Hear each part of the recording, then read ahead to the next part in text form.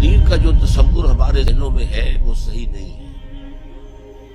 قدر کہتے ہیں اندازے کو، ایویلویٹ کرنا، کسی چیز کی قدر و قیمت کا اندازہ کرنا۔ اللہ نے ہر جاندار کے لیے ایک اندازہ مقرر کر دیا ہے۔ مثلا چھوٹی سی چڑیا ہے اور وہ ہوا میں اڑتی پھر رہی ہے، انسان ہوا میں نہیں اڑ سکتا۔ مشین بنا کر ہوائی جہاز میں اڑ جائے، خود تو نہیں اڑ سکتا۔ یہ ہر نوع کی ایک تقدیر ہے۔ اسی طریقے سے ہر انسان کی بھی کچھ لیمیٹیشنز ہیں۔ ہر انسان کو دو چیزیں ملتی ہیں جس میں اس کا کوئی دخل نہیں۔ اسے والدین کی طرف سے جینز مل رہے ہیں، اس کے اثرات اس کی شخصیت پر ہوں گے۔ پھر جس ماحول میں اسے پیدا کیا گیا ہے اس ماحول کے اثرات ہوں گے۔ ان دونوں سے مل کر شاکلہ بنتا ہے۔ قرآن مجید نے شاکلہ کہا ہے۔ شاکلہ کہتے ہیں پیٹرن کو۔ آپ نے لوہے سے کوئی چیز ڈھالنی ہے تو پہلے لکڑی کا پیٹرن بناتے ہیں، ہمارے مصری لوگ پیٹرن کہتے ہیں اس کو۔ اسے آپ پیٹرن سمجھیے تاکہ اس میں آپ نے لوہا پگھلا کر ڈالا تو اسی کے مطابق ڈل گیا۔ وہ ہر انسان کا ایک پیٹرن ہے جو اس کے جینز سے اور اس کے انوائرمنٹ سے بنا ہے، اور ہر انسان کا محاسبہ اسی اعتبار سے ہوگا۔ اگر کسی کے شاکلہ میں 100% نیکی کا اللہ تعالیٰ نے صلاحیت رکھی تھی اور اس نے 40% کیے، وہ مارا گیا۔ جس کے اندر رکھی 50% تھی، اس نے 40% کر لیا، کامیاب ہو جائے گا۔ لا یکلف اللہ نفسا الا وسعها۔ Every individual will be judged according to what was given to him by Allah subhanahu wa ta'ala۔ لیکن تقدیر کا مطلب یہ نہیں ہے that we are bound to do something. No. There is no predestination. It's only pre-knowledge. اللہ نے مجھے اختیار دیا، چاہے یہ کرو چاہے وہ کرو، اما شاکرا و اما کفورا، فمن شاء فلیؤمن ومن شاء فلیکفر۔ جو چاہے ایمان لائے، جو چاہے کفر کا اختیار کر لے۔ لیکن اللہ کو معلوم ہے کہ تم کیا کرو گے۔ یہ پری نالج ہے اللہ کا، پری ڈیسٹینیشن نہیں ہے۔ اللہ نے مجبور نہیں کیا۔ ہاں، وہ لمیٹیشن جو آپ کی شخصیت کے اندر ہے وہ اپنی جگہ ہے، لیکن نیکی اور بدی، خیر اور شر، حق و باطل کا چوائس آپ کو دیا ہے۔ اما شاکرا و اما کفورا، اور فمن شاء فلیؤمن ومن شاء فلیکفر۔ This free will is with you and you will be adjudged on the basis of this free will۔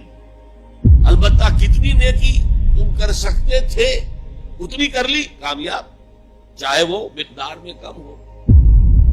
اب جب غزوہ تبوک کے موقع پر حضور نے مسلمانوں سے کہا یہ جیش الاسرہ ہے، ساز و سامان چاہیے، اب لاؤ پیسے پیش کرو، حضرت ابوبکر نے اپنا سارا اثاثہ لا کر رکھ دیا۔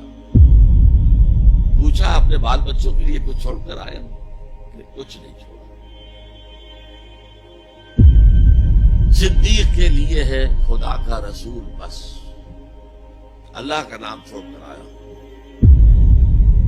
اب حضرت عثمان نے بہت دولت دی اس وقت۔ ایک غریب انصاری، اس نے ساری رات ایک یہودی کے باغ میں وہ کنویں سے پانی کھینچ کر باغ کو سیراب کیا۔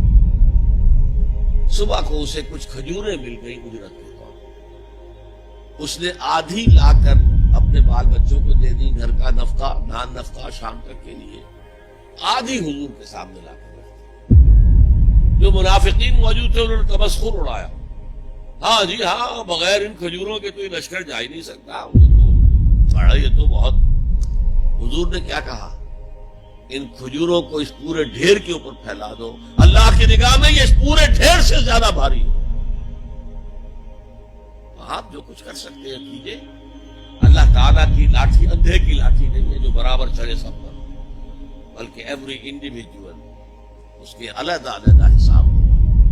اللہ کا کمپیوٹر بہت بڑا ہے، بہت بڑا ہے، بہت بڑا ہے، وہ ہر ایک کی قدر و قیمت کا تعین کر لے۔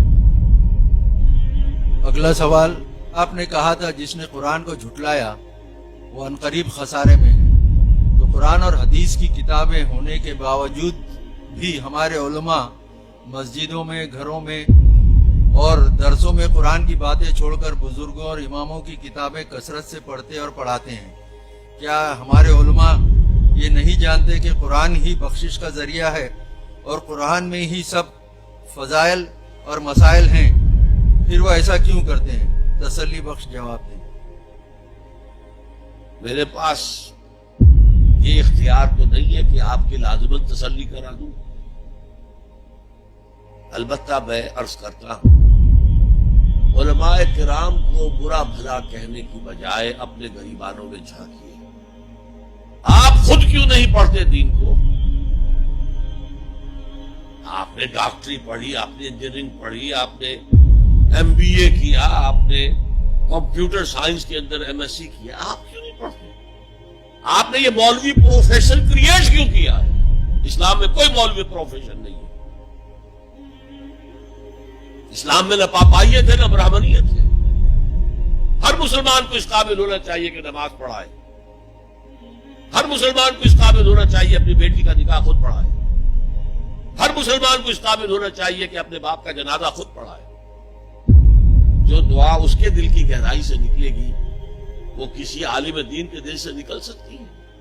تو اصل میں ہم نے اختیار کیا دنیاوی تعلیم، جس میں پیسہ ہے، جس میں عزت ہے، جس میں گلیمر ہے، جس میں اونچے کیریئر ہیں، اور ہم نے باقی کام چھوڑ دیا ہے علماء کے، تو پھر ان پر تنقید کرتے ہیں۔